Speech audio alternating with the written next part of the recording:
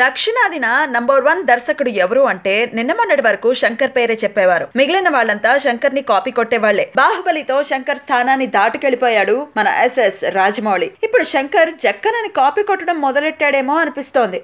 బాహుబలి విజయంలో కీలక పాత్ర వహించింది రాజమౌళి మార్కెటింగ్ స్ట్రాటజీ. ఆ సినిమాని జనంలోకి తీసుకెళ్లటానికి రాజమౌళి పాటించిన వ్యూహాలు అద్భుతంగా ఫలించాయి. బాలీవుడ్ లో బాహుబలి 100 కోట్లు తెచ్చుకుందంటే అదంతా రాజమౌళి తాలూకా పబ్లిసిటీ ట్రిక్స్.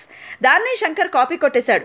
రోబో 2.0 సినిమాకి సంబంధించిన ఫస్ట్ లుక్ ని ముంబైలో విడుదల చేయడానికి వెనుక శంకర్ లక్ష్యం ఒకటే, తన సినిమాని బాలీవుడ్ లో ప్రచారం కల్పించాలని. ఈ కార్యక్రమానికి సల్మాన్ ఖాన్ రావటం ప్రాధాన్యం సంతరించుకుంది. పైగా రోబో 2.0లో ప్రతినాయకుడిగా అక్షయ్ కుమార్ ని ఎంచుకున్నారు.